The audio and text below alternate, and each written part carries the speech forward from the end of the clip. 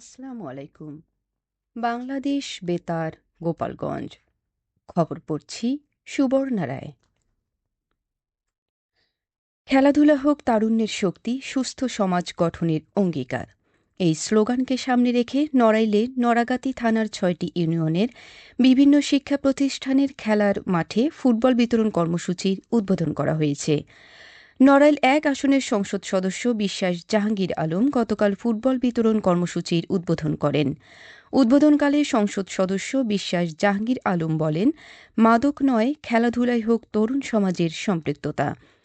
সুস্থ, মেধাবী ও দেশপ্রেমিক প্রজন্ম গড়ে তুলতে প্রতিটি শিক্ষা প্রতিষ্ঠানে খেলাধুলার পরিবেশ নিশ্চিত করতে হবে। তিনি বলেন, পর্যায়ক্রমে নড়াইল ১ আসনের প্রতিটি শিক্ষা প্রতিষ্ঠানে খেলাধুলার উপকরণ পৌঁছে দেওয়ার কার্যক্রম অব্যাহত থাকবে। কর্মসূচির সফলভাবে বাস্তবায়নের লক্ষ্যে সংশ্লিষ্ট ইউনিয়ন বিএনপির সভাপতি ও সাধারণ সম্পাদকদের প্রয়োজনীয় দিক নির্দেশনা প্রদান করেছেন। এ সময় বিএনপির নেতাকর্মী সমর্থকরা উপস্থিত ছিলেন। শরীয়তপুরের জাজিরা উপজেলা স্কাউটসের নির্বাহী কমিটির সভা গতকাল উপজেলা পরিষদ সভাকক্ষে অনুষ্ঠিত হয়েছে। সভায় পূর্ববর্তী সভার কার্যবিবরণী অনুমোদনের পাশাপাশি বিদ্যালয় পর্যায়ে প্যাক ও ট্রুপ মিটিং, নিয়মিত বাস্তবায়ন, শাপলা কাপ অ্যাওয়ার্ড ও প্রেসিডেন্ট স্কাউটস অ্যাওয়ার্ড কার্যক্রম জোরদার, ২০২৬-২৭ অর্থবছরের বার্ষিক পরিকল্পনা এবং ব্যাচ কোর্স বাস্তবায়ন সহ বিভিন্ন গুরুত্বপূর্ণ বিষয়ে আলোচনা ও সিদ্ধান্ত গৃহীত হয়। উপজেলা নির্বাহী কর্মকর্তা ও উপজেলা স্কাউটসের সভাপতি মোহাম্মদ আল ইমরানের সভাপতিত্বে বাংলাদেশ স্কাউটস ঢাকা অঞ্চলের সহসভাপতি মোহাম্মদ আলী, শরীয়তপুর জেলা স্কাউটসের কমিশনার স্কাউটার সঞ্জীব চন্দ্র কর্মকার, এলটি উপজেলা স্কাউটসের কর্মকর্তা এবং নির্বাহী কমিটির সদস্যরা এ সময় উপস্থিত ছিলেন।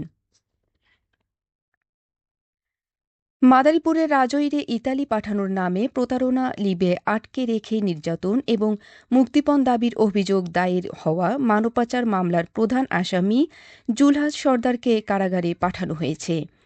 গতকাল দুপুরে তাকে আদালতে হাজির করা হলে বিজ্ঞ বিচারক কারাগারে পাঠানোর নির্দেশ দেন। এর আগে গত মঙ্গলবার রাতে পুলিশ সুপার হাবিবুর রহমানের সার্বিক নির্দেশনায় রাজৌর থানা পুলিশ, সিপিসি ৩, র্যাব ৮ এর তথ্যপ্রযুক্তির সহায়তা এবং র্যাব ১০ এর যৌথ অভিযানে ঢাকার যাত্রাবাড়ি এলাকা থেকে জুলহাস সর্দারকে গ্রেপ্তার করা হয়। পুলিশ জানায়, রাজৌর উপজেলার ১৫ থেকে ২০ জন সহ দেশের বিভিন্ন এলাকার অসংখ্য মানুষকে ইতালি পাঠানোর প্রলোভন দেখিয়ে লিবিয়ায় নিয়ে আটকে রাখা হয়। সেখানে তাদের উপর শারীরিক ও মানসিক নির্যাতন চালিয়ে সেই ভিডিও পরিবারের কাছে পাঠানো হতো। পরে ভুক্তভোগীদের পরিবারের কাছে ২০ থেকে ২৫ লাখ টাকা পর্যন্ত মুক্তিপণ দাবি করা হয়। এ ঘটনায় গত ১২ জুন রাজৌর থানায় মামলা দায়ের করা হয়। জুলহাস সর্দারের বিরুদ্ধে দেশের বিভিন্ন থানায় ১৬টি মামলা রয়েছে। এদিকে গোপালগঞ্জে মাদক বিরোধী অভিযানে ১ কেজি গাঁজাসহ মিরাজ মোল্লা নামে এক যুবককে গ্রেপ্তার করেছে মাদকদ্রব্য নিয়ন্ত্রণ অধিদপ্তর। গতকাল টুঙ্গিপাড়া উপজেলার দক্ষিণ কুশলী গ্রামের বাড়ি থেকে গাঁজাসহ তাকে গ্রেপ্তার করা হয়। আসামির বিরুদ্ধে পরিদর্শক মোহাম্মদ খোরশেদ আলম বাদী হয়ে টুঙ্গিপাড়া থানায় একটি নিয়মিত মামলা দায়ের করেছেন। মাদারীপুরের শিবচরে জমিতে কাজ করার সময় বজ্রপাতে ৮০ বছর বয়সী আজিজ ব্যাপারী নামের এক কৃষকের মৃত্যু হয়েছে। গতকাল দুপুরে উপজেলার ভদ্রাসন ইউনিয়নের চরপাড়া গ্রামে এ দুর্ঘটনাটি ঘটে। পুলিশ জানায়, গতকাল দুপুরে বৃষ্টি নামলে আজিজ ব্যাপারী নিজের জমিতে কৃষিকাজে ব্যস্ত ছিলেন। এ সময় বজ্রপাতের শিকার হয়ে তিনি সঙ্গে সঙ্গে মাটিতে লুটিয়ে পড়েন। আশপাশের লোকজন দ্রুত এসে তাকে উদ্ধার করে শিবচর উপজেলা স্বাস্থ্য কমপ্লেক্সে নিয়ে যান। তবে হাসপাতালে পৌঁছানোর পর দায়িত্বরত চিকিৎসক পরীক্ষা নিরীক্ষা শেষে তাকে মৃত ঘোষণা করেন। আইনি প্রক্রিয়া শেষে মরদেহ পরিবারের কাছে হস্তান্তর করা হবে।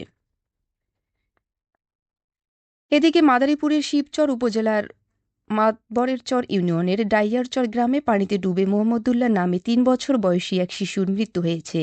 গতকাল দুপুরে এ ঘটনা ঘটে। মৃত শিশুটির পরিবার জানায়, মোহাম্মদুল্লাহ খেলাধুলার সময় এক পর্যায়ে পরিবারের সদস্যদের অগোচরে পানিতে পড়ে যায়। পরে তাকে উদ্ধার করে স্থায়ীভাবে চিকিৎসার চেষ্টা করা হলেও তার মৃত্যু ঘটে। সবশেষে আবহাওয়া।